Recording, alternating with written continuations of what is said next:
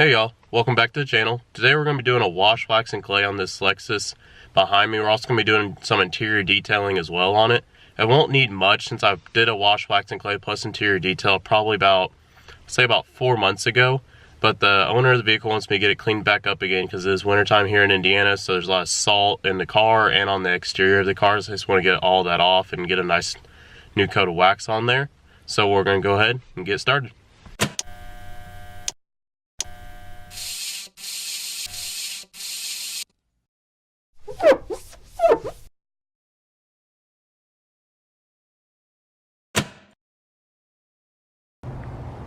Alright, so first we're going to go ahead and do the exterior wash on it just to go ahead and get that knocked out.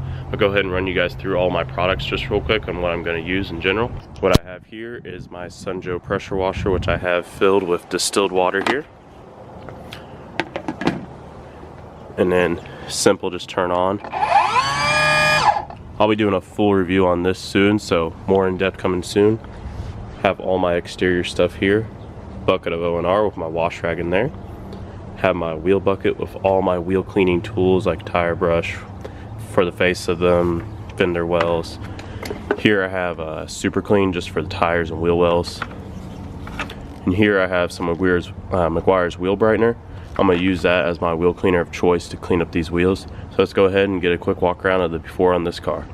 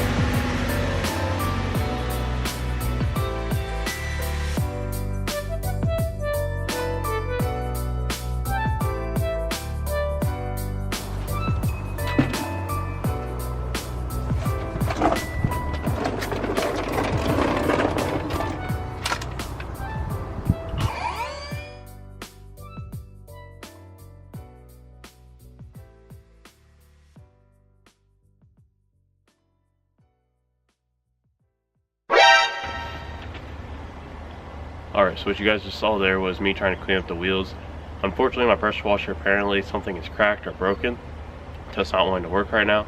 So it's had to grab a wet rag and just use super clean. So I don't really want to use a wheel acid like wheel brightener left on there. You really want to pressure wash that off. So I just use super clean, sprayed it on there, wiped it off. Now we're going to go ahead and start washing the vehicle.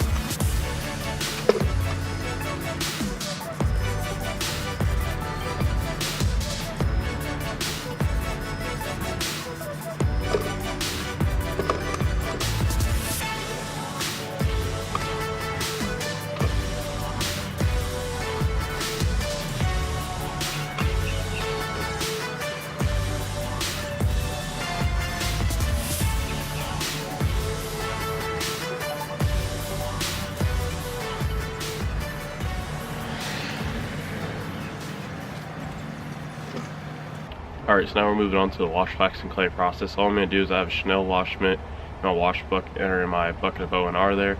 I have an Optimum clay towel. I have Meguiar's D156 synthetic spray wax. And then I have a Rag Company twist loop drying towel. That's what we're going to use to clean up this vehicle.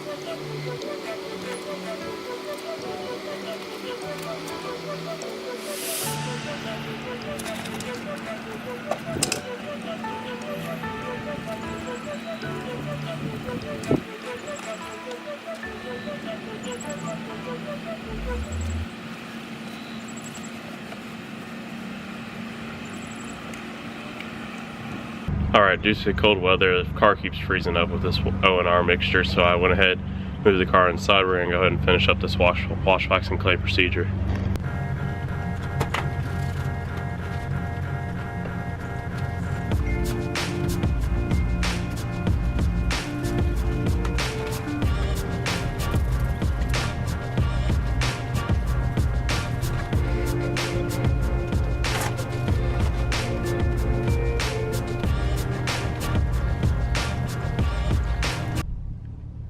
Alright, we just went ahead and got done doing the wash, wax, and clay on the car. What we're going to do now is go back through, put some tire shine on. I use Meguiar's hyper dressing.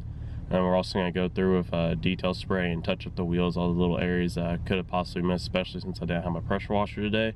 There's probably guaranteed to be some spots missed. So I go through with an old rag, some spray wax after I spray on the tire shine. I'll come through and touch it up. Let's go ahead and get on that.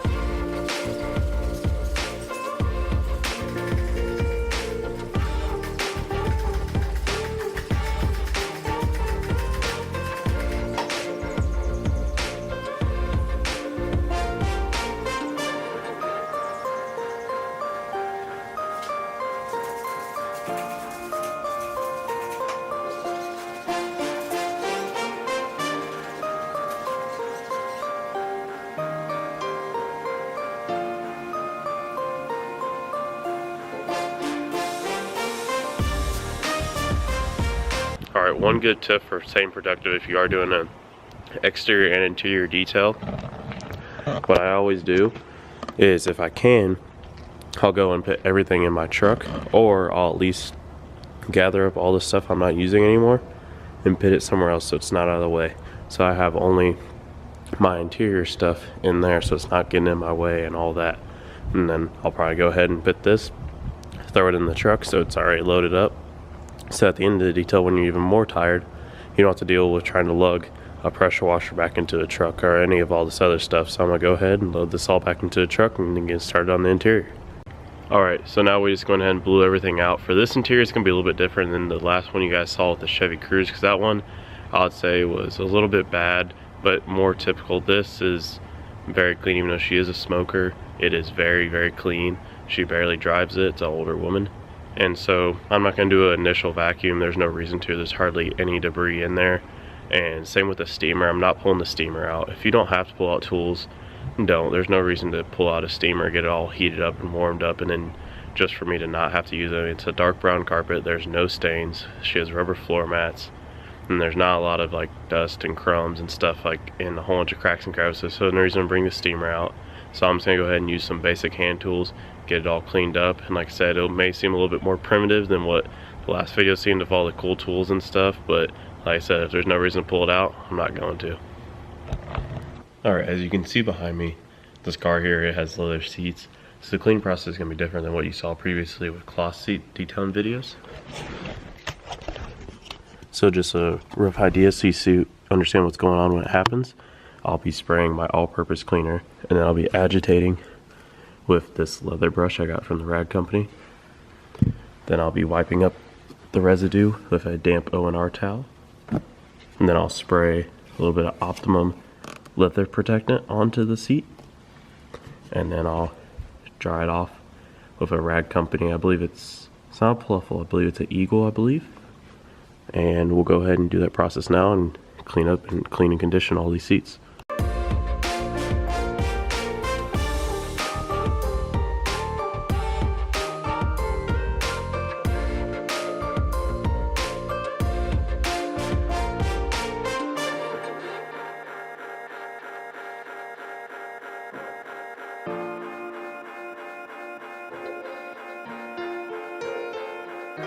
Alright, I just got done knocking out the seats and the carpet real quick. Like I said before, not really a bad vehicle, so I just went through real quick with a towel, dry towel, and some super clean.